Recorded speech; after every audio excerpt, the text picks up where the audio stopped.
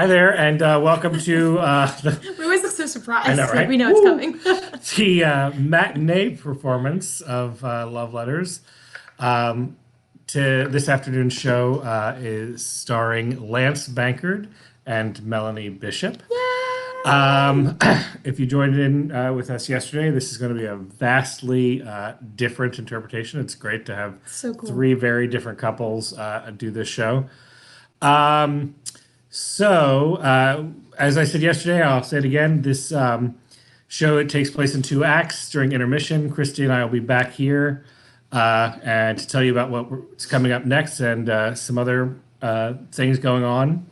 If you see there at the bottom and you want to donate, donate now at loveletters.eventbrite.com.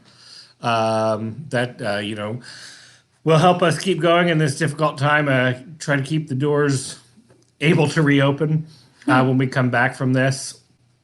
So any little bit helps. So if you can donate anything, please do.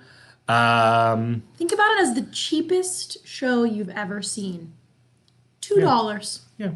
Whatever you I whatever mean, you'd they're like. worth thousands, but They're worth much more than $2. So also they are listening. Melanie is laughing. I can see Melanie laughing. And Lance, I don't know what Lance is doing. Also, if you comment at the end and at intermission, we can bring up some of your comments for all to see. Great. So, without further ado, I will bring them up for Love Letters Part 2, the matinee edition.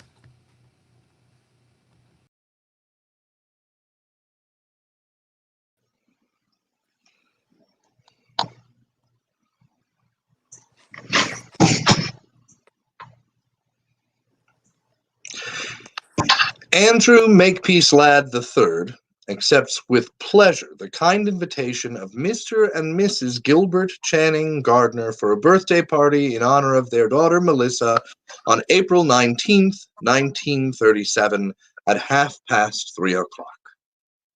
Dear Andy, thank you for the birthday present. I have a lot of Oz books, but not The Lost Princess of Oz. What made you give me that one? Sincerely yours, Melissa. I'm answering your letter about the book. When you came into second grade with that stuck-up nurse, you looked like a little lost princess. I don't believe what you wrote. I think my mother told your mother what to get that book. I like the pictures more than the words. Now let's stop writing letters. I will make my L's taller than my D's. I will close up my A's and my O's. I will try to make my P's longer. Pass it on. You're funny. Will you be my Valentine? Were you the one who sent me a Valentine saying, "Will you be my Valentine?" Yes, I sent it. Then I will be, unless I have to kiss you. When it's warmer out, can I come over and swim in your pool? No, you can't. I have a new nurse named Miss Hawthorne who thinks you'll give me infantile paralysis. Will you help me go down and get the milk and cookies during recess? I will, if you don't ask me to marry you again. I will not write personal notes in personal class. notes in class. I will not Will not write personal notes in class. I will not. Merry Christmas and Happy New Year. Love, Andy Ladd. I made this card myself. It's not Santa Claus. It's a kangaroo jumping over a glass of orange juice. Do you like it? I like you, Melissa. My mother says I have to apologize in writing. I apologize for sneaking into the girls' bathhouse while you were changing into your bathing suit. Tell Miss Hawthorne I apologize to her too. Here is a picture I drew of you and me without our bathing suits on. Guess which one is you? Don't show this to anyone. I love you. Here is a picture of Miss Hawthorne without her bathing suit on. You can't draw very well, can you? Thank you for sending me the cactus plant stuck in the little donkey. I've gotten lots of presents in here, and I have to write thank you notes for every one. I hate it in the hospital. My throat is all sore all the time from where they cut out my tonsils. They give me lots of ice cream, but they also take my temperature in the wrong way. Merry Christmas and Happy New Year. Why did they send you to another school this year? Merry Christmas. They think I should be with all boys. You made me promise to send a postcard. This is it. You're supposed to write personal notes on the back of postcards. For example, here are some questions to help you think of things to say. Do you like Lake Saranac? Is it fun visiting your grandmother? Are your parents really getting divorced? Can you swim out into the deepest part of the lake, or does Miss Hawthorne make you stay in the shallow part where it's all roped off? Is there anybody there my age? I mean, boys. Please write answers to all of these questions. No, no. Yes, yes, no. Dear Melissa, remember me? Andy Ladd? They've sent me to camp so I can be with all boys again. This is quiet hours, so we have to write home. But I've already done that, so I'm writing you. There's a real Indian here named Iron Crow who takes us to nature walks and teaches us 6 new plants a day.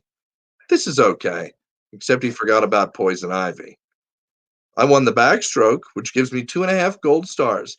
If I get 50 gold stars by Parents' Day, then I win leadership prize, which is what my father expects of me. I'm making a napkin ring in shop. That's worth 4 stars. It's either for you or my mother. I hope you'll write me back, because when the mail comes every morning, they shout out our names, and it would be neat to walk up and get a letter from a girl. Help. Eek, yipes. I can't write letters. It took me hours just to write Dear Andy. I write my father because I miss him so much. But to write a boy, hell's bells and oriental smells. I'm sending you this picture I drew of our cat instead. Don't you love his expression? It's not quite right, but I tried 3 times. I drew those jiggly lines around his tail because sometimes the tail behaves like a completely separate person. I love that tail. There's a part of me that feels like that tail. Oh, and here's some bad news.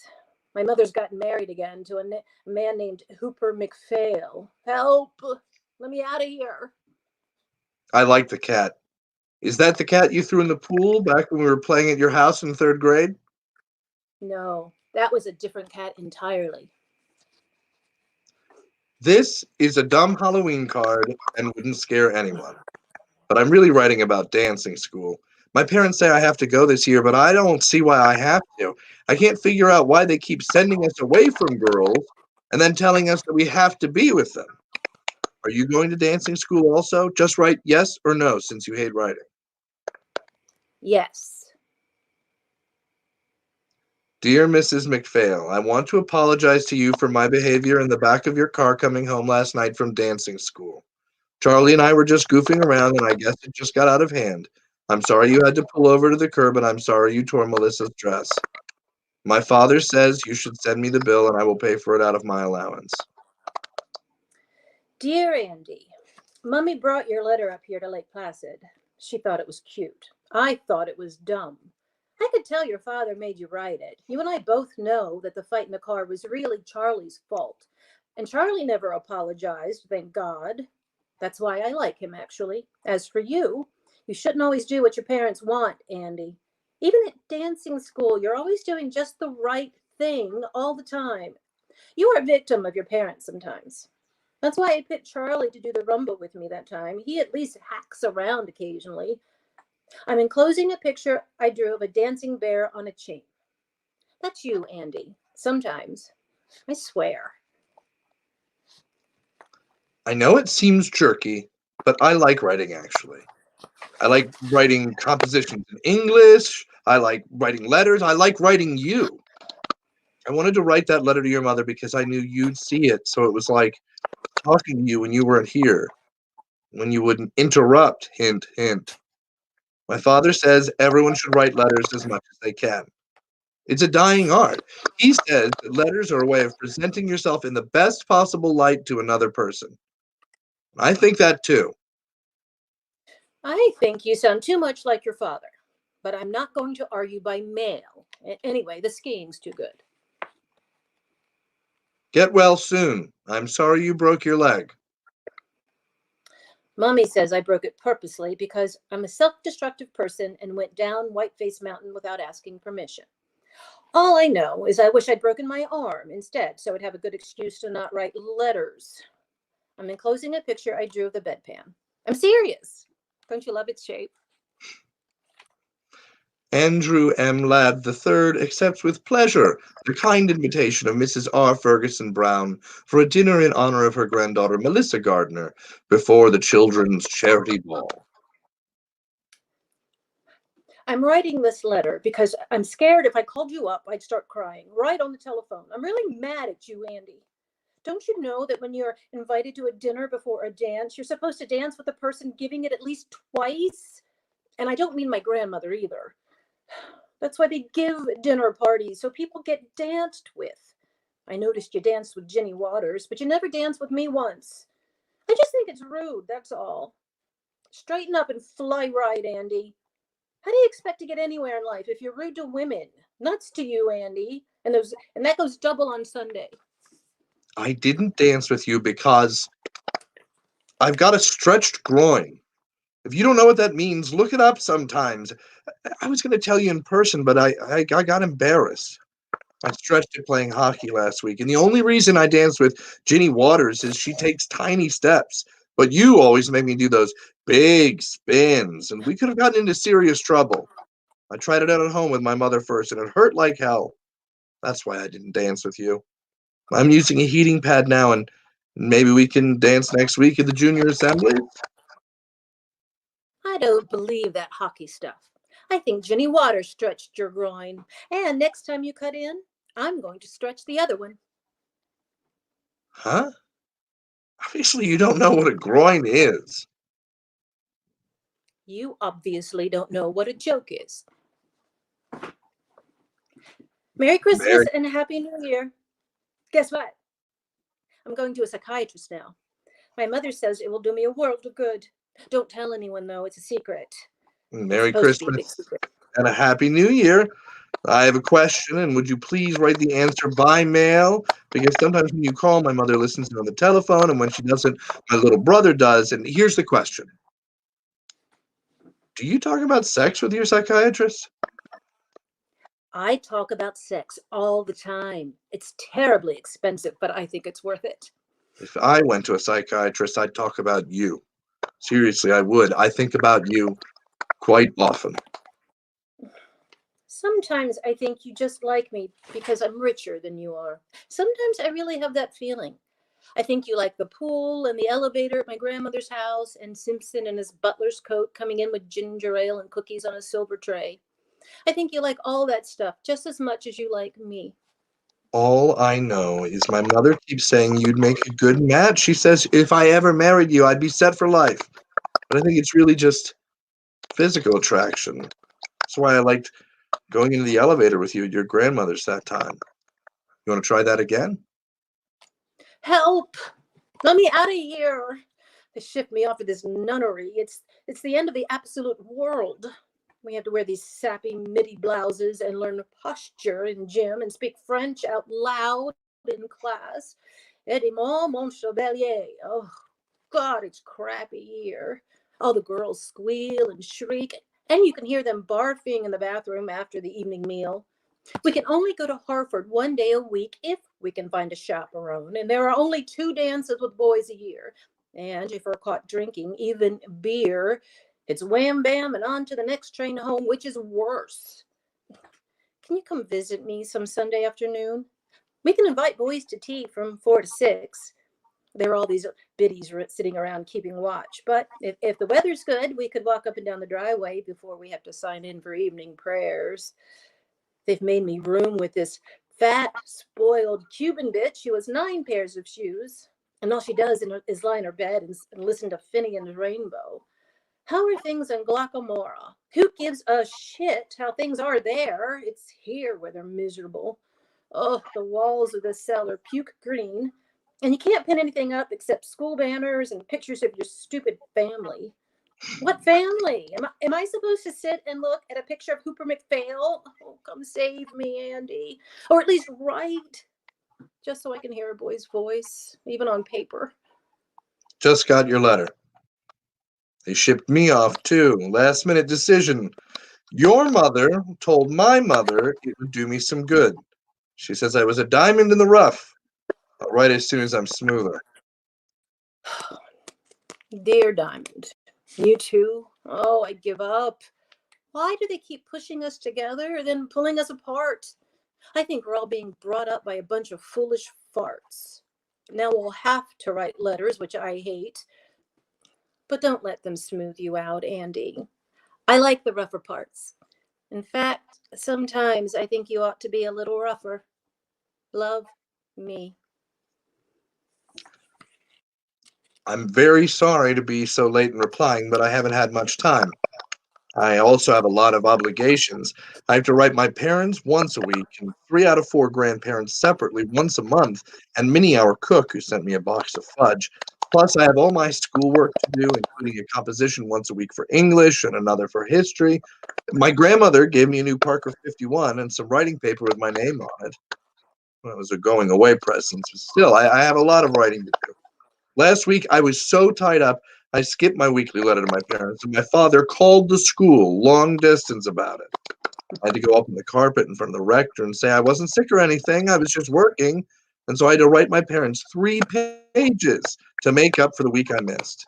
So that's why I haven't written till now. Whew. School's going well, I guess.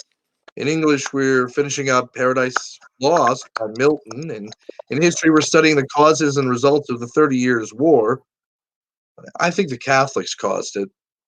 In Latin, we're translating Cicero's orations against Catiline. How long, Catiline, will you abuse our patience? When I get home, I try that on my older brother. In French, we have to sit and listen to Mr. Thatcher read out loud all the parts in Andromache by Jean Racine. It's supposed to be a great masterpiece, but the class comes right after football practice, so it's a little hard to stay awake. In sacred studies, we have to compare and contrast all 4 gospels, and actually, it's hard to believe that they're even talking about the same guy. In math, we were trying to factor with 2 unknowns, and sometimes I let X be me and Y be you, and you'd be amazed how it comes out. My grades are pretty good. They post your weekly average outside study hall, and last week I got a 91.7 overall average. Not bad, huh? I got a letter from my grandfather telling me not to be first in the class because only the Jews are first. And I wrote him and told him that I wasn't first, but even if I was, there are no Jews here. We have a few Catholics, but they're not too smart, actually. I don't think you can be smart and Catholic at the same time. I was selected to student council, and I'm arguing for 3 things. 1, I think we should have outside sports rather than keeping them all intramural. I think it'd be better to play with Exeter than just play with ourselves. 2, I think that we should have more than 1 dance a year. I think that female companionship can be healthy occasionally, even for younger boys.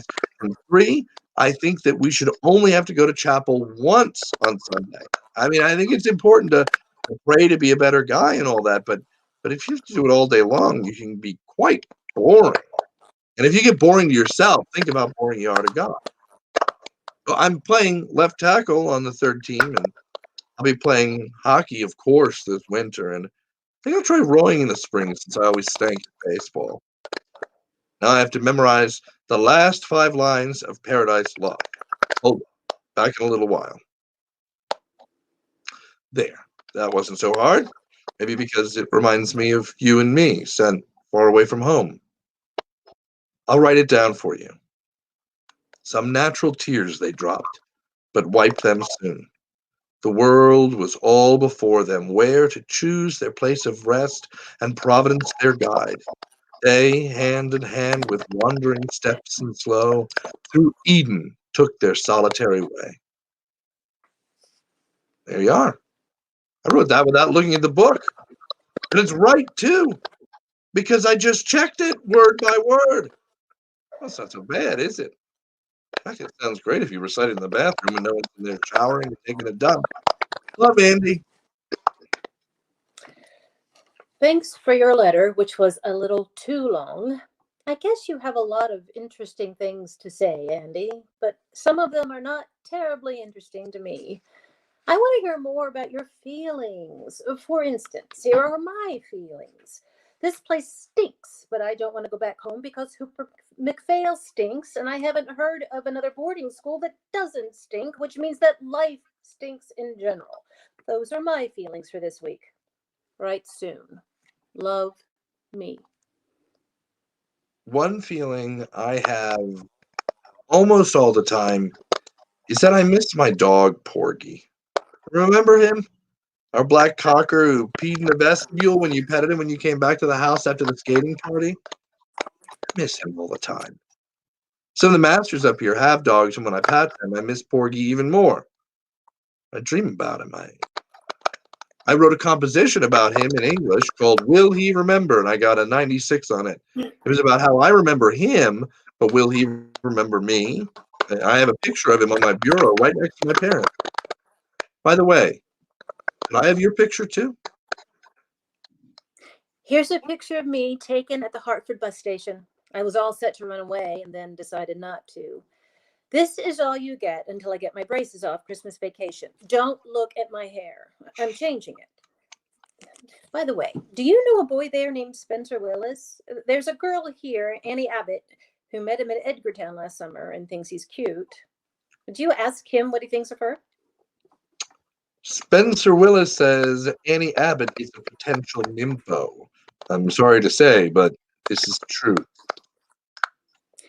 Annie says to tell Spencer he's a total turkey. Tell him she'd write and say so herself, but she's scared of barfing all over the page. Do you get out for Thanksgiving? We don't because of the war. We do, but I don't. I've been grounded just for smoking one lousy Chesterfield out behind the art studio. So now I have to stay here and eat stale turkey with Cubans and Californians. That's all right. I was supposed to meet Mummy in New York, but it looks like she can't be there anyway because she's going to Reno to divorce Hooper McPhail. Yippee, yay!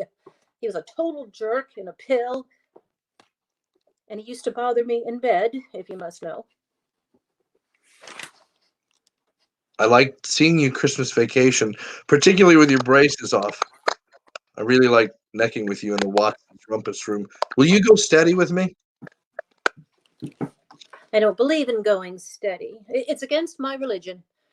I hated that stuff with all those girls, pairs of pimply people in the Watson's basement, leaning on each other and swaying to that dumb music with all the lights off. If that's going steady, I say screw it. My mother says you should meet as many boys as you can before you have to settle down and marry one of them. That way you'll make less of a mistake.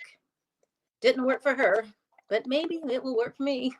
Can we at least go to the movies together during spring vacation? I don't know, Andy. I like seeing you, but I don't go home much anymore. My mother gets drunk a lot, if you must know, and comes into my room all the time and talks endlessly about I don't know what because she slurs her words. The only real good time I had was when I came over to your house Christmas Eve. That was fun. Singing around the piano, hanging up the stockings, playing Chinese checkers with your brother, helping your mother with the gravy. Oh, I liked all that. You may not have as much money as we have, but you've got a better family. So spring vacation, I'm going to visit my grandmother in Palm Beach. So, at least I'll get a tan. Oh, P.S. Enclosed is a picture I drew of your dog, Porgy, who I remember from Christmas Eve. The nose is wrong, but don't you think the eyes are good? I'm stroking the fourth crew now. Yesterday I rode number 2 on the 3rd. Tomorrow I may row number 6 on the 2nd or number 4 on the 5th. Who knows? You get out there and you work your butt off, and then the launch comes alongside, looks you over, and the next day they post a list on the bulletin board saying, who will row what? And they never tell you what you did right or wrong, whether you're shooting your slide or bending your back or what. They just post the latest results for all to see. And some days I think I am doing really well. And then I get sent down 2 crews. And one day I was obviously hacking around and they moved me up I mean, there's no rhyme or reason for it. I went to Mr. Clark, who's head of rowing, and I said, look, Mr. Clark, there's something wrong with his system. People are constantly moving up and down, and no one knows why. And it doesn't have anything to do with whether you're good or bad, strong or weak, coordinated or uncoordinated. It all seems random, sir. And Mr. Clark said, that's life, Andy. I mean, you could easily make rules which make sense so that the good ones moved up and the bad ones moved down, and people knew what was going on. I'm serious. I'm thinking about going to law school later on.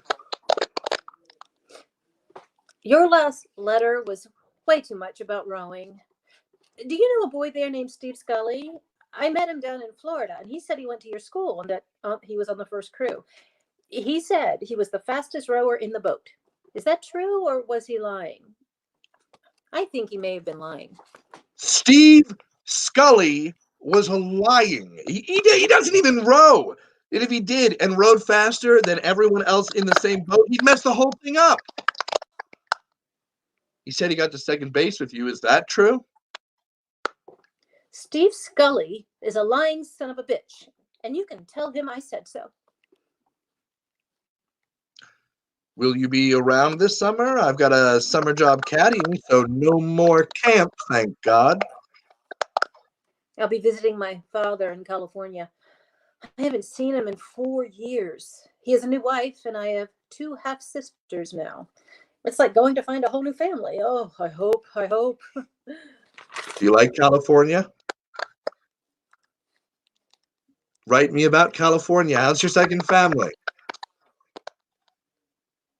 Did you get my letters? I checked with your mother, and I had the correct address. How come you haven't answered me all summer? Back at school now. Hope everything's okay with you. Did you get my letters out in California, or did you have a wicked stepmother who confiscated them? I don't want to talk about California, ever. For a while, I thought I had 2 families, but now I know I really don't have any. You're very lucky, Andy. You don't know it, but you are. But maybe I'm lucky, too, in a different way. I was talking to Mrs. Wadsworth, who comes in from Hartford to teach us art. She says I have a real talent, but both in drawing and in painting. And she says she's going to try me out in pottery as well. She says some afternoon she's going to take me just by myself to her studio in Hartford, and we'll do life drawings of her lover in just a jockstrap. Don't laugh. She says art and sex are sort of the same thing. Dear Melissa, I have 4 questions, so please concentrate.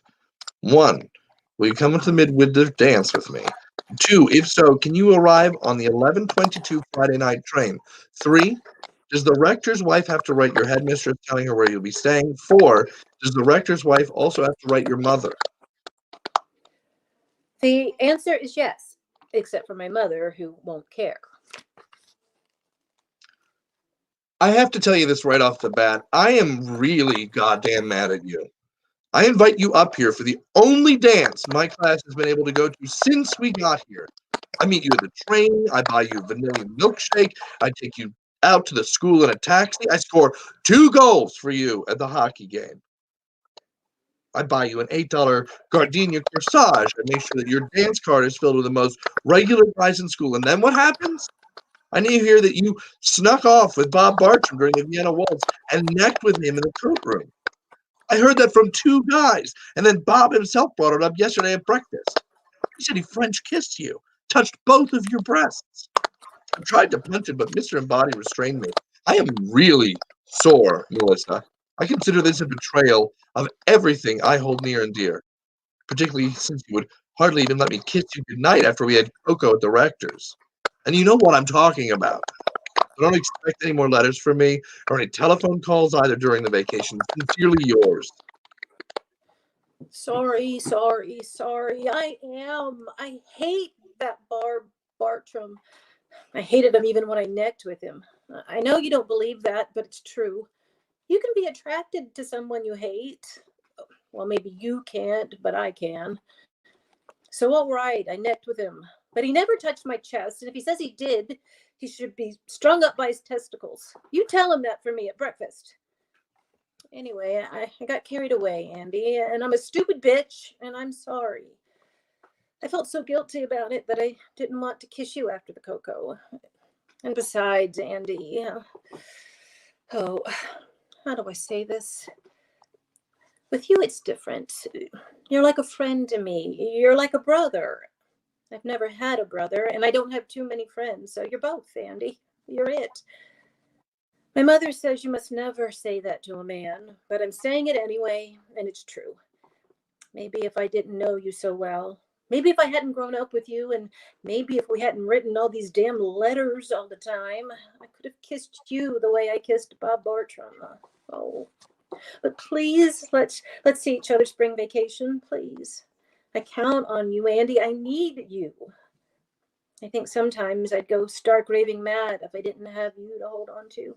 I really think that sometimes. Much love. Happy Easter. I know no one sends Easter cards except maids, but here's mine anyway, drawn with my own hot little hands. I drew those tears on that corny bunny on the left because it misses you so much, but maybe I just made it all the cornier. Greetings from Palm Beach. Decided to visit my grandmother. Yawn, yawn. I'm a whiz at backgammon and gin rummy. Here you took Gretchen LaSalle's to see Quo Vadis and sat on the loges and put your arm around her and smoked. Naughty, naughty. Back at school, but not for long, that's for sure. Caught nipping gin in the woods with Bubbles Harriman. Have to pack my trunk by tonight and be out tomorrow. Oh, Mommy's frantically pulling strings all over the eastern seaboard for another school. Mrs. Wadsworth, my art teacher, thinks I should chuck it all and go to Italy and study art. Oh. What do you think, Andy? Oh, please write, please. I need your advice. Or are you too busy thinking about Gretchen LaSalle's? To answer your question about Italy, I think you're too young to go. My mother said she had a roommate once, went to Italy in the summer, and the Italians pinched her all the time on the rear end. Mother says she became thoroughly overstimulated. So I think you should go to another school, graduate, go to college, and maybe after that, when you're a bit more mature, you can go to Italy. That's my advice for what it's worth, which is probably not much, the way things are between you and me. Here I am at Emma Willard's Academy for Young Lesbians. Help, let me out of here. Pusa Schwanza, Pusa say, same shit. Are you coming straight home this June? Because I am. I want to see you. Or are you still in love with Gretchen LaSalle's? For your information, I'm not taking Gretchen LaSalle's out anymore. Brought her home after the Pinnace party, and my father caught us on the couch. He told me they didn't care for what kind of girl I took out as long as I didn't bring them home around my mother. Even though my mother was up in bed, still, I guess Gretchen can be embarrassing to older people. I hope to see you in June then. Can't come home in June. Sorry. I have to go and be a counselor for this camp for poor kids from urban slums. I'm vice president of my class now, and I'm supposed to set an example of social responsibility all through July.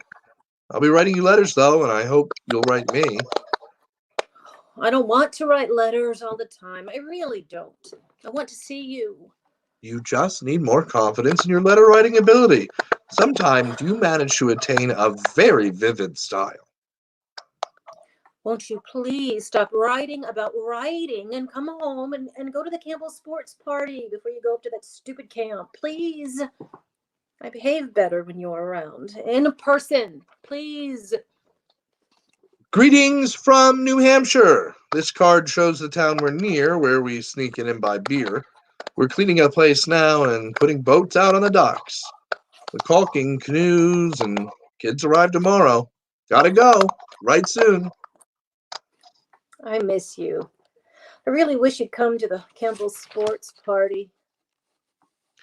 Dear Melissa, Sandy McCarthy arrived from home for the second shift here at camp, and he told me all about the Campbell sports party. He said you wore a two-piece bathing suit and that you ran around goosing girls and pushing boys into the pool. I mean, do you enjoy that sort of crap? He said the other girls were furious at you. mean, don't you want the respect of other women? Cindy also said that you let Bucky Zeller put a tennis ball in your cleavage. I mean, are you a nympho or what? Don't you ever like just sitting down somewhere and making conversation? You're turning into a real hotbox. Do you like having that reputation? Hell, I thought there was a difference between you and Gretchen LaSalle's, and maybe I was wrong. But don't you care about anything in this world except hacking around? Don't you feel like we have an obligation to help poor people, for example? Sometimes I think your problem is you're so rich, you don't have enough to do. So you start playing grab ass with people. I'm sorry to say these things, but what Sandy told me made me slightly disgusted, frankly.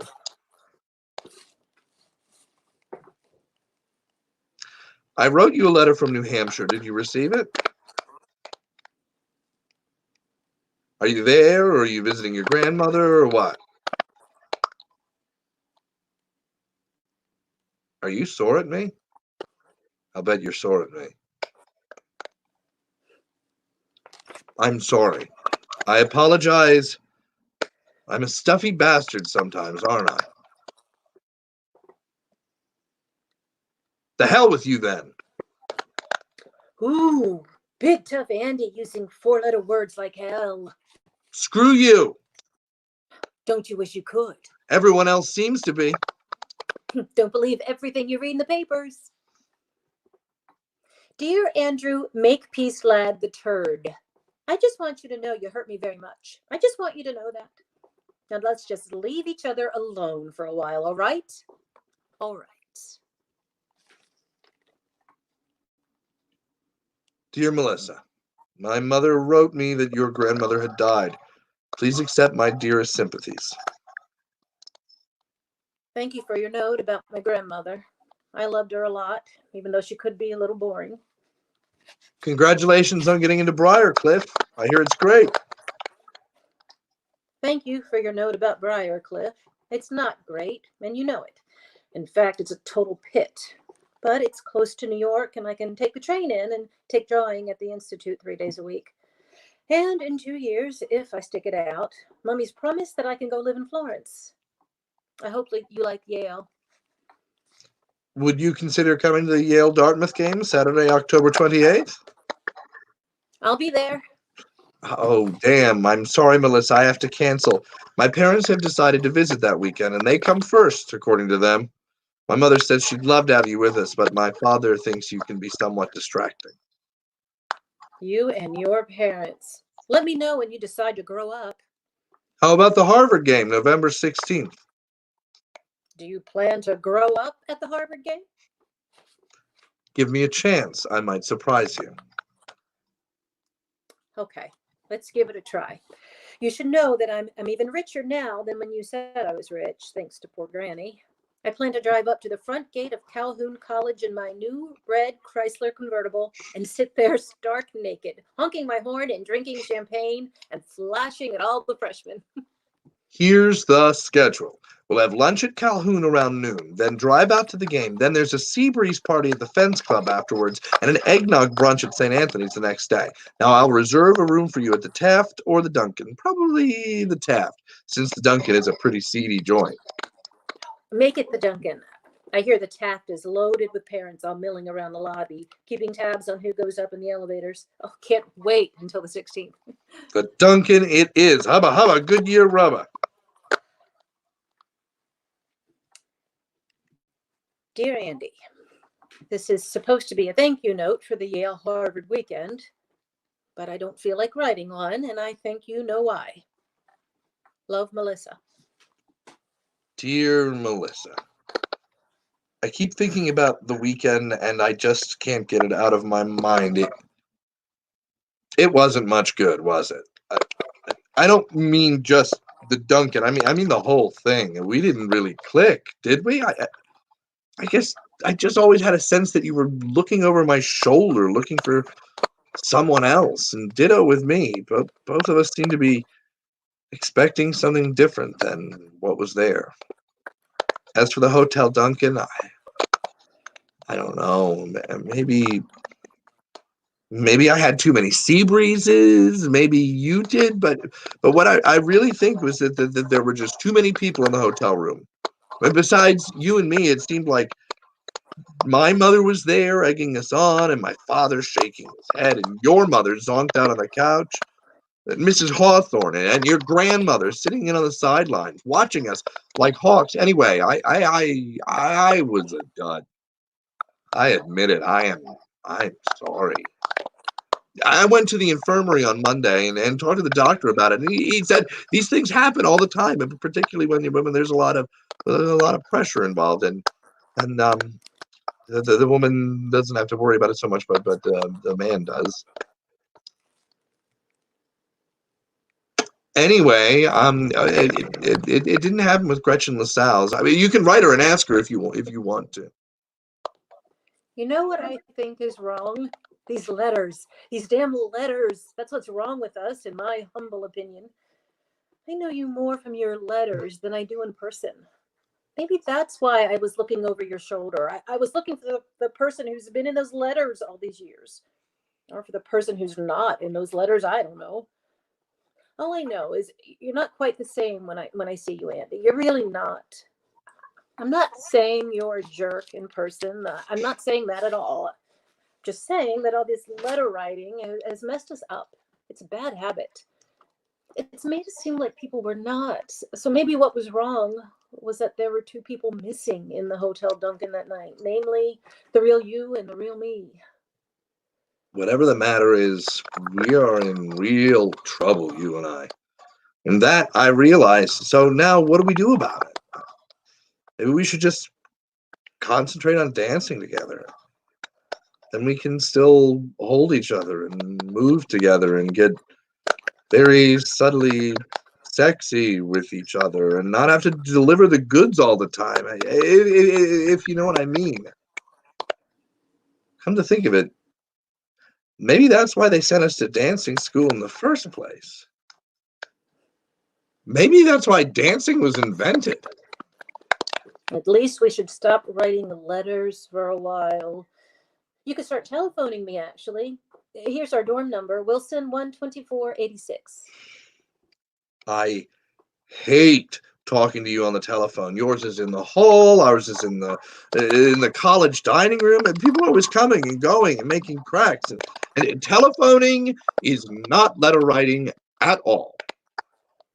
I called the telephone company and they put a private phone in my room. Rogers 2 2403. It's sort of expensive, but at least we can talk. The reason I'm writing you is your phone is always busy, or else ours is. And I can't afford a private one, so maybe we should just start writing letters again? No letters. Please, now just order that telephone. I'll lend you the dough. Just think about it. You can talk back and forth and hear someone's real voice and get to know someone in life rather than on paper, for God's sake. Now get that phone, please. I am writing because when I telephoned, you just hung up on me. One thing about letters, you can't hang up on them. You can tear up letters, though. Enclosed are the pieces. Send them to Angela Atkinson at Sarah Lawrence. What the hell is the matter? I hear you're now writing long letters twice a week to Angela Atkinson. That's what's the matter. Okay, here goes. The reason I'm writing Angie Atkinson is because I just don't think I can stop writing letters, particularly to girls. As I told you before, in some ways, I feel most alive when I'm holed up in some corner writing these things down. I pick up a pen, and almost immediately everything seems to take shape around me. I love to write. I love writing my parents because then I become the ideal son. I love writing essays for English because then for a short while I am a true scholar. I love writing letters to the newspaper, notes to my friends, Christmas cards, anything where I have to put down words. I love writing you. You most of all. I always have. I feel like a true lover when I'm writing you. This letter, which I'm writing with my own hand, with my own pen, with my own penmanship, comes from me and no one else, and is a present of myself to you. Not typewritten, no, I've learned to type. And there's no copy of it, though I suppose I could use a carbon, but it's not a telephone call. Telephone call's dead as soon as it's over. No, this is just me. Me the way I write, me the way I'm writing, the way I want to be, giving you, myself, across a distance, not keeping or retaining any part for myself, giving this piece of myself to you, totally. And you can tear it up and throw it out or keep me and read me today or tomorrow or anytime you want until you die. Oh boy, Andy. Love, Melissa. No, I meant what I wrote in my last letter. I've thought about it. I've thought about all those dumb things which were done to us when we were in school. We had absent parents, we had slapping nurses, stupid rules, obsolete schooling, empty rituals, hopelessly confusing sexual customs. Oh my God. When I think about it now, it's almost unbelievable. It is a fantasy. It's like back in the Oz books. Back in the Oz books, that's the way we grew up. But they gave us an out from the land of Oz. They made us write. They didn't make us write particularly well, and they didn't always give us important things to write about. They did make us sit down and organize our thoughts and then convey those thoughts on paper as clearly as we could to another person. Thank God for that. That saved us, or at least saved me. So I have to keep writing these letters. And if I can't write them to you, I have to write them to someone else. I don't think I could ever stop writing completely. I can come up and see you next weekend, or better yet, why don't you please escape from that suburban Sing Sing and come down here and see me? I wrote my way out of this problem, and God damn it, I'm going to write my way out. And I'll get another reservation at Hotel Duncan, and I promise I'll put down my pen and give you a better time. Dear Andy, guess what? Right while I was in the middle of reading your letter, Jeff Duffield telephoned from Amherst and asked me for a weekend up there. So I said yes before I got to where you asked me. Sorry, sweetie, but it looks like the telephone wins in the end. Dear Melissa, somehow I don't think this is the end. It could be, but I really don't think it is. At least I hope it isn't. Love, Andy.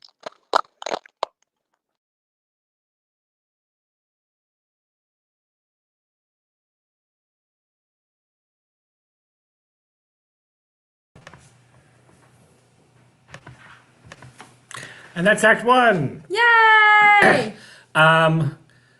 We are trying to figure out some of that crackle. I know that that's a little bit annoying, and I think I've figured it out a little bit. That's what happens when you do shows at home. Yep. Yeah. theater. So if you want, sorry, make a donation. Loveletters.eventbrite.com. We really appreciate anything that you can give. I am going to turn it over to Christy to tell you about what we're doing next weekend. Okay. So last weekend we did a little concert. It was scheduled to be live, obviously, and because of everything that's going on, we did it on here. And we had a great turnout, and it was a lot of fun. So we're doing another one next weekend. I will put up the banner.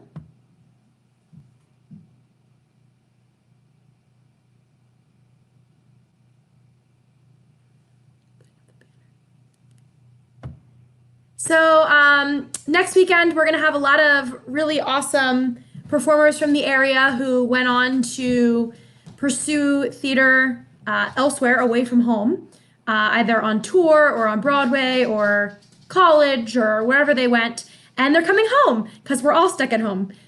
So you can join us next weekend, hear them sing some amazing songs. listen to them tell you a little bit about what they've been doing, both before this crazy time and during. It's always nice to hear some ideas of fun stuff you can do while you're stuck at home. Stay at home. And it'll be a lot of fun. There'll be some surprise guests too that weren't listed there. And I personally am super excited because I have not seen some of these people in forever. So it'll be a lot of fun. And now, anything else you want to say? No. Now we're gonna go on and do the We'll give you a minute to use the bathroom. Yeah. And then we'll go back. and we'll go back. Awesome. Yay!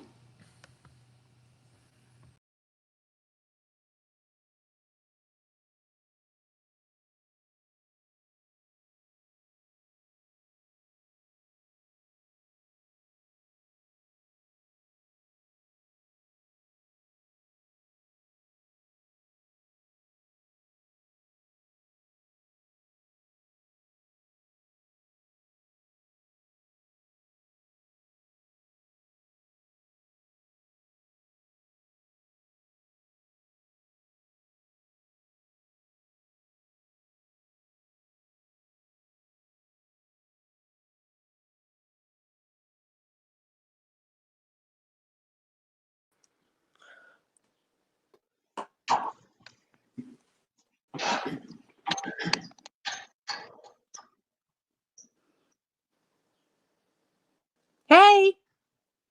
Yoo-hoo! Look where I am. Hello. Oops. I mean, Firenze. I love it. What are you doing in Florence? What am I doing? I'm painting, among other things. Good luck on the painting. Go slow on the other things. Merry Christmas. Buon Natale! Happy birthday. My mother wrote you won an art prize in Perugia. She said it was a big deal. Congratulations. Congratulations on making Scroll and Key, whatever that is. Merry Christmas from the land of Oz. Feliz Navidad from Costa del Sol. Happy birthday from the Sterling Library. Here you graduated summa cum laude with all sorts of prizes. Sounds disgusting. Anchors away. Here I am looking like Henry Fonda and Mr. Roberts, writing this during the midwatch on the bridge of a giant attack carrier, churning through the Mediterranean in the wake of Odysseus and Lord Nelson and Richard Halliburton. You'll be pleased to know that our guns are loaded, our planes are in position, and our radar is constantly scanning the skies, all designed simply and solely to protect you against communism. The next time you see me, I want you to salute. I should have known you'd join the Navy. Now you can once again be with all boys. We come into La Spezia in January. Could we meet? Sorry, I'll be in Zermatt in January. Ship will be in the Mediterranean all spring. We come into Naples March 3rd, 4th, or 5th. How about standing on the pier and greeting me? As the French say, José désolé, and meeting mother and parents in March. Why don't you tell it the same? Merry Christmas from Manila. I've been transferred to an admiral staff. Happy New Year from Aspen. What are you doing in Aspen? Going steadily downhill. Hello from Hong Kong. Goodbye to San Francisco. Konnichiwa, ohayo gozaimasu. Shore duty in Japan. Hey, you. Rumor hath it you're hooked up with some little Jap bar girl out there. Say it ain't so. Mother wrote that you're living with some Japanese geisha girl and your family's all upset. Is that true? Did you get my letter? Oh, you're so far away and your Navy address is so peculiar. I'm not sure I'm reaching you. I hear you're seriously involved with a lovely Japanese lady. Would you please write to me about her? Merry Christmas and Happy New Year. I thought you might appreciate this card. It's a lovely print by the 19th century artist Hirojoge. It's called Two Lovers Meeting on a Bridge in the Rain. Love, Andy. Hey, you sly dog. Are you getting subtle in your old age? Are you trying to tell me something? If so, tell me more. I told my psychiatrist about the great love affair you're having in Japan. I said I felt terribly jealous. He said that most American men have to get involved with a dark-skinned woman before they can connect with the gorgeous goddesses they really love.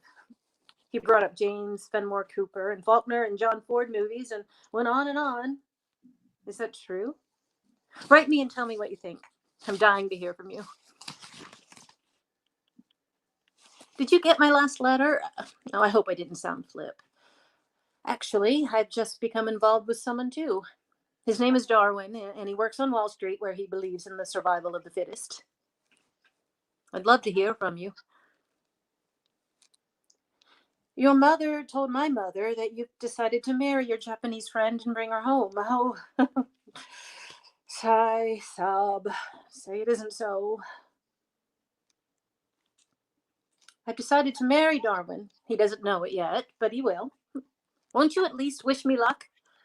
Lieutenant Junior Grade Andrew M. Ladd III regrets that he is unable to accept the kind invitation of... Dear Andy, thank you for the lovely Japanese bowl. I'll put flowers in it when you come to visit us. If you come to visit us. And if you bring flowers.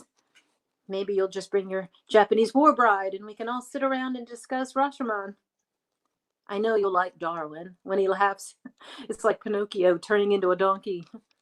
We're living in a carriage house in New Canaan, close to the train station. And I've got a studio all my own. P.S. Won't you please write me about your big romance? Mother says your parents won't even talk about it anymore. Dear Melissa, I'm writing to tell you this. Outside of you, and I mean outside of you, this was probably the most important thing that ever happened to me. And I mean was, because it's over. It's gone, and I'm coming home, and that's all I ever want to say about it ever again.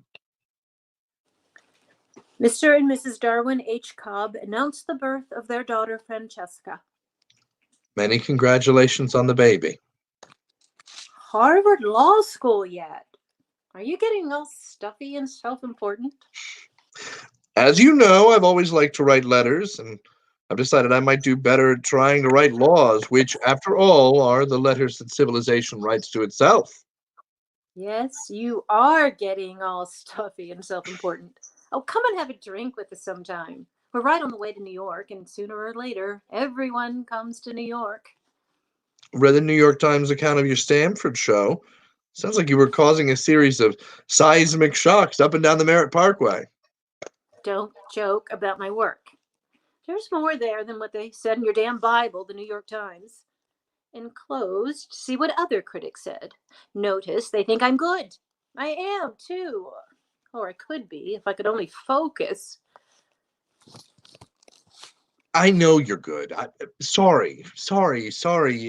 Yeah, I know you're great. I've always known it. Here you made law review, whatever that means. I assume you review laws.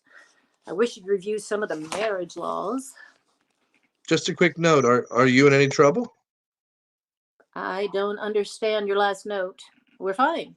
All fine. Everyone's fine. Congratulations on baby number 2. Number 2 is a perfect way to describe this particular baby. Greetings from Washington. Here working for a Supreme Court justice, which isn't as fancy as it sounds. Dear Andy, I was very sorry to hear about the death of your father. I know he was a great influence on you, and I know you loved him very much. I also know he didn't like me. I'm sure he thought I was bad for you, and I probably was. Still, he was a good, decent man, and I always knew where I stood with him when you'd bring me home to your family back in the old days, back in the land of Oz. And I wish I'd had a father like that. Please accept my deepest sympathies. Love, Melissa. Dear Melissa, thank you for your note on my father. I did love him. He was a classy guy, the best of his breed. Even now he's gone, I can still hear him reminding me of my obligations to my family, to my country, and to myself in roughly that same order. All my life he taught me that that those born to privilege have special responsibilities, which is why I suppose I came home alone from Japan, why I chose the law, and why I'll probably enter into politics at some point, sometime down the line. Thanks for writing. Love, Andy. Merry Christmas. I'm enclosing a snapshot Mother took of me and the girls. Don't I look domestic? Stop looking at my hair. By the way, you'll notice you know who is not in the picture. Thank you for the Christmas card. Are you in trouble? Greetings from Reno. Could I stop by Washington on the way back east? Let me know when you're coming. You can meet Jane. Jane? I'm going out with a great girl named Jane. Melissa Gardner Cobb regrets that she will be unable to accept the kind invitation. Dear Melissa, I'd add my 2 cents worth to Jane's thank you note on the wedding present. Guess who is jealously peeking over my shoulder to make sure that this isn't a love letter? First of all, thanks for the present, whatever it was. Ah, a tray. I am now told that it is a tray. A hand-painted tray, hand-painted by you, I'll bet. Anyway, thank you. I hope all goes well with you as it does with us. We'll be moving to New York in the fall. I just got a job at one of those high-powered law firms. It'll probably be stuffy as hell for a while, but I'll learn the ropes. Besides, it's in my home state, and it might be a good jumping-off place if something political comes a little way down the line. We both want you to come to dinner once we're settled in. And don't say you never come to New York, because sooner or later, everyone comes to New York, as someone once wrote me long, long ago. Merry Christmas from us to you. Where are you these days? Happy birthday. See, even a married man never forgets. Get well soon. Mother wrote you had some difficulty. I hope it's not serious, and I hope that now you're feeling fine. I can't remember exactly what a dozen red roses are supposed to say, but here they are, and I hope they say, cheer up. Hey, I sent you flowers a while back. Did you receive them? Are you all right? Dear Andy, yes, I'm all right. Yes, I got your flowers. Yes, I'm fine. No, actually, I'm not fine. And they tell me I've got to stop running around saying I am.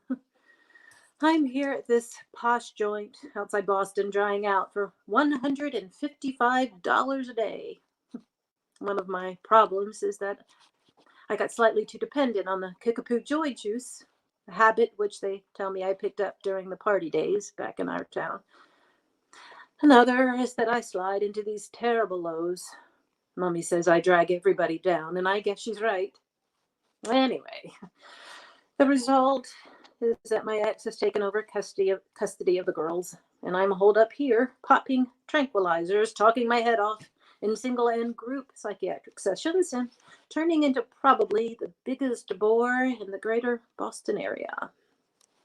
Have you thought about painting again? That might help. Did you get my note about taking up art? You were good, and you know it. You should keep it up.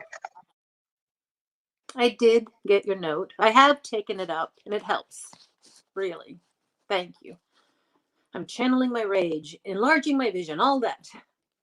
I hope all goes well with you and... Wait, hold it. I'm looking it up in my little black book. Ah, Jane. It's Jane. I hope all's well with you and Jane. Merry Christmas from Andy and Jane Ladd and Andrew the Fourth. Guess the name of the dog. Porgy. You got it. Merry Christmas from San Antonio. I'm trying the Southwest. I see the most incredible shapes from my bedroom window. And there's also a pretty incredible shape now sleeping in my bed. Season's greetings from the Ladd family. Mother wrote that you were planning to get married again? I did. I'm not now. Donner, Rhodes, and McAllister announced the appointment of partnership of Mr. Andrew M. Ladd III. Dear Andy, now You're such a hotshot lawyer. Could you help me get my children back? Darwin hardly lets me near them, and when he does, they behave as if I have some contagious disease. I wasn't much of a mother, but maybe I could improve if I just had the legal responsibility. Better stay out of this one. Our past connections, conflict of interest. Hello from Egypt. I'm trying to start again in the cradle of civilization. Christmas greetings from the lads, Andy, Jane, Drew, Nicholas, and Ted, and of course, Porgy. I'm thinking of moving to Los Angeles. Do you know anyone in Los Angeles? Joy know anyone to the in Los world Angeles? from all the lads. Note our new address. Merry Christmas. Hey, you, what's going on? Just when I decide to move to New York, I see you've scampered off to the suburbs. I find the suburbs generally safer. Chicken. Mother wrote that you won some important election for the Republicans. I'm terribly disappointed. I love all politicians, but I find Democrats better in bed. I'm a liberal Republican with a strong commitment to women's rights. Does that count? Depends on your position. Paintings and Drawings by Melissa Gardner, the Hastings Gallery, 422 Broadway, March 18th through April 30th. Opening reception March 20th, 6 to 8 p.m. Note, I've gone back to my maiden name. That's a laugh. Got your announcement for your new show. Good luck. P.S. I'd love to have one of your paintings. We could use a little excitement on our living room walls. Seriously, what would one cost? Come to the show and find out. Never made your show. Sorry, things came up. Chicken again. You're right. Actually, it's just as well. I'm going through what the critics call an anarchistic phase. They say I'm dancing on the edge of an abyss. You'd better stay away. I might take you with me when I fall. Dear friends, Jane tells me that it's about that time that I took a crack at our annual Christmas letter. So, here goes. Let's start at the top with our quarterback, Jane herself, who never ceases to amaze us all. Not only has she continued to be a superb mother to our 3 sons, but she has also managed to commute into the city and hold down a part-time job at the gift shop of the Metropolitan Museum of Art. Furthermore, she is now well on her way to completing a full-fledged master's degree in arts administration at SUNY Purchase. More power to Jane, so say we all. We are also so proud of our 3 boys. Young Drew was soccer captain at Exeter last fall and hopes to go on to Yale. Nicholas, our rebel in residence, has become a computer genius in high school and has already received several tantalizing offers for summer jobs from local electronic firms. We all know that it's tougher to place our youngsters in a meaningful summer employment than it is to get him into Harvard, so we're very proud of how far Nick has come.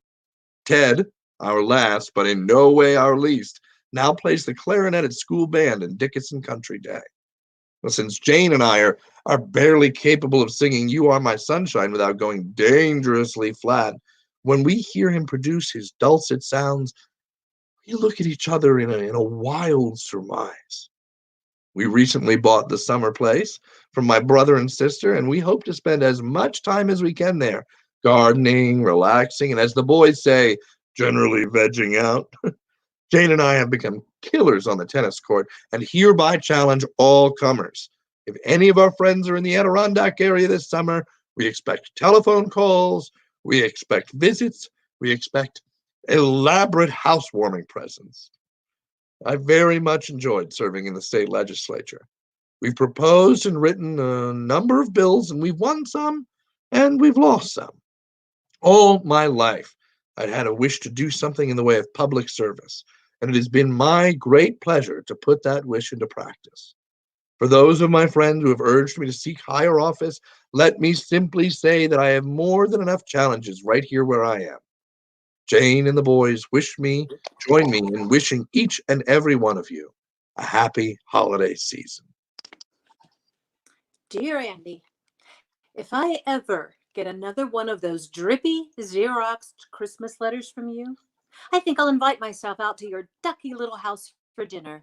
And when you're all sitting there eating terribly healthy food and discussing terribly important things and generally congratulating yourselves on all your accomplishments, I think I'll stand up on my chair, turn around, and moon the whole fucking family. You're right.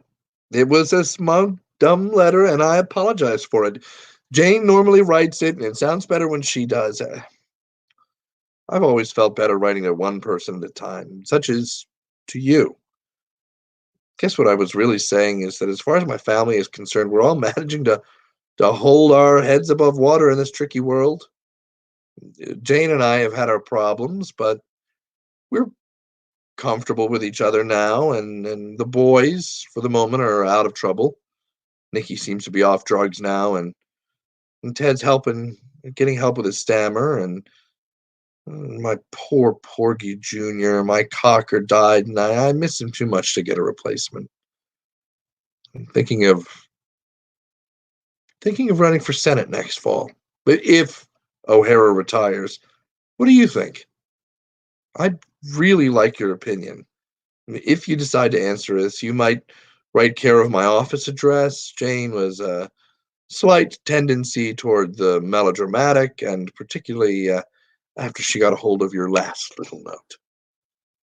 The Senate yet? I should have known. Oh, Andy, just think. Once again, you can be with all the ones. Oh, hell, go for it if you want. You'll be an image of righteousness and rectitude in our God-forsaken land. Or maybe it's just me that's God-forsaken. The Honorable Andrew M. Ladd III wishes to express his thanks for your generous donation to his senatorial campaign. You sent too much, Melissa. You didn't need to. Greetings from Silver Hill. Slight regression in the liquor department. They say it's in the genes. Lord knows my mother had the problem, and my father too, in the end. Anyway, I'm working on it. Darwin is being a real shit about the girls.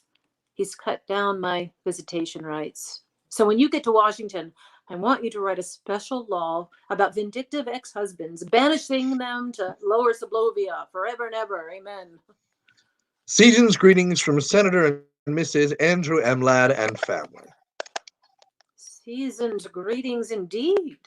Is that all you can say to me after 40 years? I'm warning you, Andy. Keep that shit up, and I swear I'll come down and moon the whole Senate. Sorry, my staff sent that. Merry Christmas, old friend. How are you? Where are you these days? Living in New York, alone for a change. But the big question is, who am I these days? That's the toughie.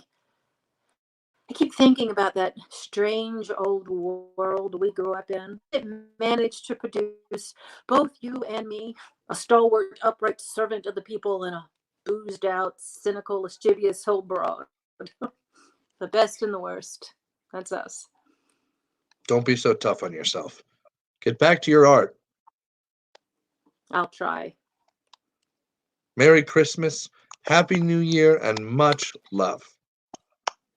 Much love. Much love. God, Andy, how sexy. Remember how much that meant to us in our preppy days? If it was just love, you were out in the cold. And if it was all my love, you were hemmed in for life. But much love meant that things could go either way. Remember? Merry Christmas and love from us all. Saw you in 60 Minutes.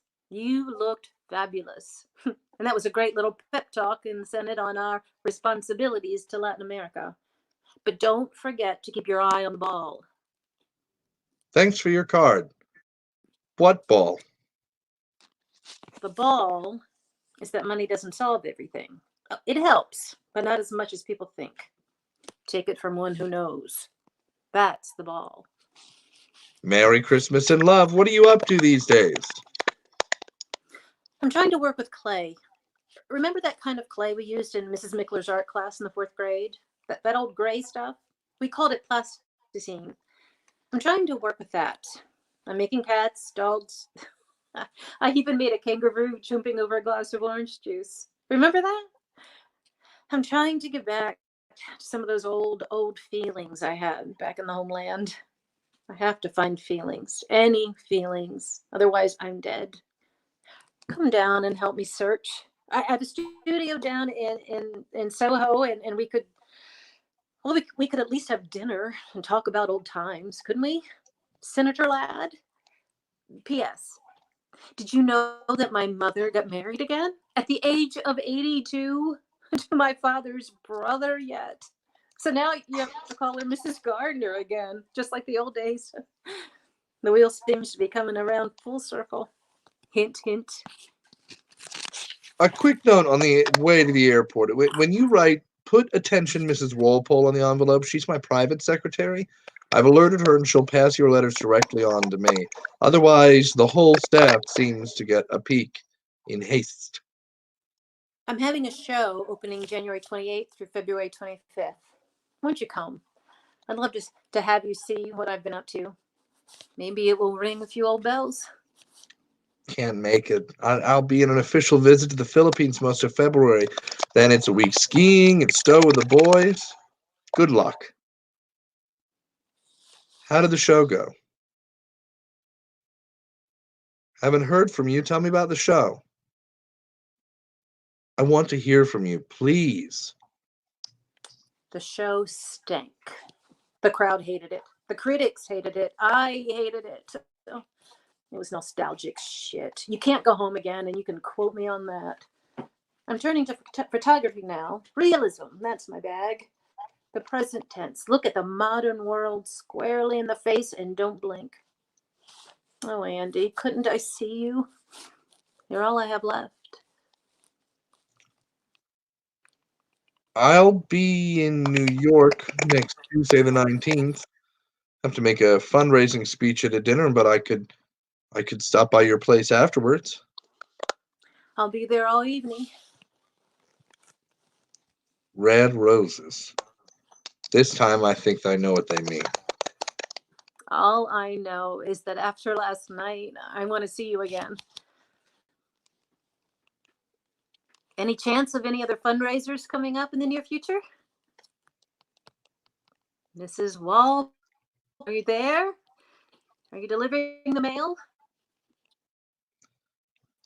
I'm sorry I've taken so long to reply. I've been upstate mending a few fences and then to Zurich for a 3-day economic conference and then a weekend with Jane mending a few fences there. And darling, I'll have to ask you not to telephone the office. Every call has to be logged in, and most of them get screened by these overeager college interns who rush back to Cambridge and New Haven and announce to their classmates and political scientists Senator Ladd is shacking up on the side, and the phone lines simply aren't secure. And at long last, the letter beats out the telephone, my love, and guess what I am writing with the old Parker 51 that my grandmother gave me when I went away to school. I found it in the back of the bureau drawer with my golden key pin and my Lieutenant JG bars from the Navy and the Zippo lighter that you gave me at the dance. Well, the pen didn't work at first. I had to traipse all over Washington looking for a store that sells a bottle of ink. Anyway, feels good holding this thing again. Feels good writing you again. Longhand, forming my D's and T's the way Miss Emerson taught us so long ago. I know you've never liked writing letters, but now you have to. As for business, I plan to come through New York next Wednesday, and I'll call you from the airport if there's a time to stop by. Sweetheart, I loved seeing you. Come again. We'll be stopping through a week from next. Did you ever dream we'd be so good at sex? 2 uptight old wasps going at it like a sale at Brooks Brothers. I figure 50 years went into last night. Let's go for 100. Oh my God. Come again soon, or sooner. I'm already making plans. I have to go to San Francisco to visit the girls. Couldn't we meet somewhere on the way? I don't see how we could possibly go public. Some country inn, some deliciously seedy motel. I don't see how. see him for more than just a few hours. Price we have to pay. I'm getting so I think about nothing but how we could. I'm not sure I can change my whole life so radically. And Other politicians have gotten divorced. Rockefeller, Reagan. Jane, the children, my particular constituency. You've become the center of my life. If you left, I don't think I could. Because of the coming election, I don't see how we can. Dear Andy, a reporter called up from the Daily News. What do I do about it? Nothing. I suppose you know all this, but there's a crack about us in Newsweek. And Mother heard some radio talk show where they actually named names. What should I do? Go away? What? Nothing. They called Darwin, you know. They tracked him down. This son of a bitch told them this had been going on for years. I wish it had been. Now they're telephoning. What do I say? Say we're good old friends. Friends I like. Good I like. Old I'm beginning to have a problem with. Then don't say anything. Hang up. This too shall pass. Will I be seeing you again? Better not, for a while. I'm mad after the election. Better lie low for a while. I miss you terribly. Better lie low. I need you, Andy. You're my anchor man these days. Without you, I'm not sure I can. Yeah, hold on now. Just hold on. Where were you? I waited 3 hours hoping that you'd at least call. Please don't telephone. Mrs. Walpole was sick that day, and I haven't seen you in over a month now. the coming election. Surely you could at least take some time out. If I want to be reelected, I need you. I need to be with you. I don't know if I can. the election. The election. The election. I haven't heard from you in 6 weeks, Andy. Are you trying to tell me something, Andy? Is this it, Andy? Congratulations on landslide victory. Love, Melissa. Could we meet at your place next Sunday night? Oh, thank God. I meant that we have to talk, Melissa. Oh, talk. I'm scared of talk. In fact, I dread it. Dearest Melissa, are you all right? That was a heavy scene last Sunday, but I know I'm right. We've got to go on one way or another, and one way leads nowhere. I know that I sound like a stuffy prick, but I do feel that I have a responsibility to Jane and the boys, and now after the election to my constituency, which have had enough faith and trust in me to vote for me back despite all of the crap in the newspapers. It wouldn't work with us anyway. Not in the long run, sweetheart. We are too old. We've got too much baggage on our backs, and we'd last about a week if we got married, but we can still write letters, darling. We can always do that. Letters are still our strength and our salvation, and Mrs. Walpole is still with us, and there's no reason why we can't continue to keep in touch with each other in this wonderful old way. I count on your letters. I always have, and I hope you'll count on mine. Are you there? I keep putting please forward in the envelopes, but who knows? Now I've even resorted to telephone, but all I get is your damn machine. Please, I need to hear from you. Senator and Mrs. Andrew M. Ladd III and family send you warm holiday greetings and every good wish for the new year. Andy Ladd, is that you? Blow-dried and custom-tailored and jogging trim at 55. Hiding behind that lovely wife with her heels together and her hands folded discreetly over her snatch. And is that your new dog, Andy? I see you've graduated to a golden retriever. And are those your sons and heirs? And help! Is that a grandchild nestled in someone's arms? God, Andy, you look like the Holy Family. Season's greetings and happy holidays and even Merry Christmas, Senator Ladd. We who are about to die salute you. Just reread your last note. What's this we who are about to die stuff? May I see you again? I want to see you again if I may. Dear Mrs. Gardner, I seem to have lost touch with Melissa again. I'm wondering if you might send me her latest address. Dear Melissa, your mother wrote that you returned to the land of Oz. I'm flying up next Thursday to see you. No, please don't. Oh, please stay away. I let myself go. I'm fat. I'm ugly. My hair is terrible.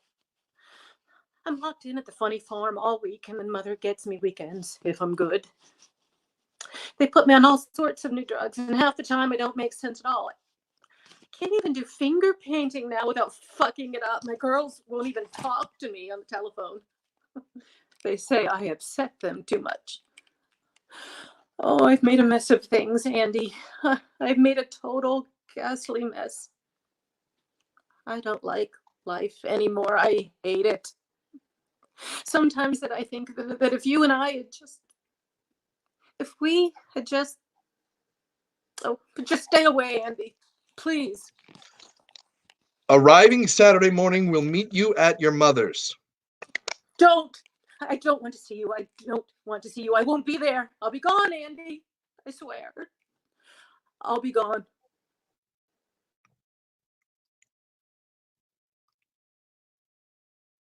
Dear Mrs. Gardner, I think that the first letter that I ever wrote was to you, accepting an invitation for Melissa's birthday party. Now I'm writing you again about her death.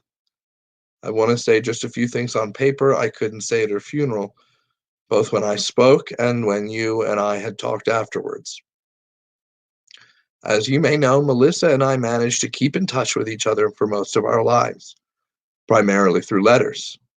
Even now, as I write this letter to you, I feel I'm writing it also to her. Oh, you're in your element now, Andy. We had a complicated relationship, she and I, for all of our lives. We went in very different directions. But somehow, over all those years, I think we managed to give something to each other. And Melissa expressed all the dangerous and rebellious feelings that I never dared to admit to, and Now he tells me. that I think that I gave her some sort of balance. Balance? Oh, hell, I give up. Have it your way, Andy. Balance.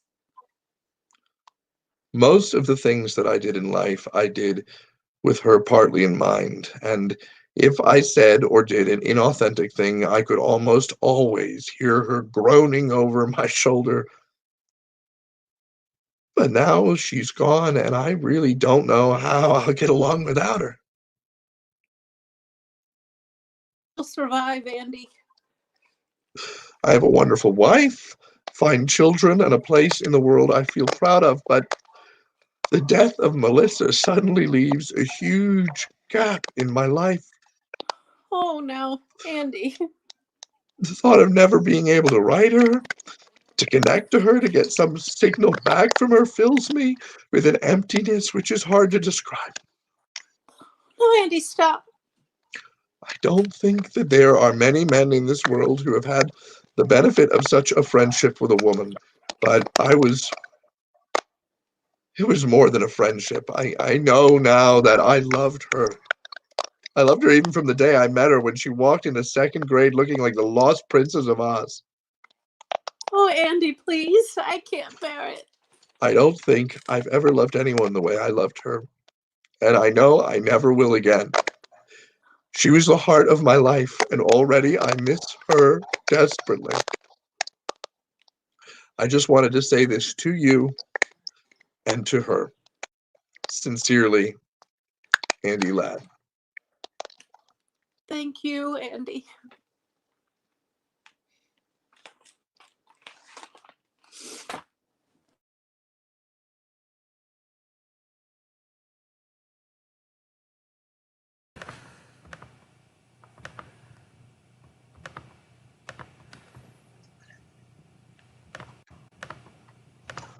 Oh, where's Mel? Hi. Hello. Can you do, Oh, wait, you do that one. I do. There we go. Yay! That was so good. Good job, guys. Thanks. Thanks for agreeing to do this. Oh, is it not Mel? So talk to us about what you guys are doing during this quarantine to stay, sane and not crazy. Well, Lance is always crazy, so. Lance, go first. Yeah, nothing much. Doing some online content for Baltimore Rock Opera Society. Working on various, readings and like new kind of weird digital theater things. Usual, like Christy said, always crazy. Fair. Melanie, Hi. what are you up to? What are you doing to keep from going crazy during the quarantine? I was just going to say I'm trying to keep my sanity during the quarantine. That's I'm literally trying to do that.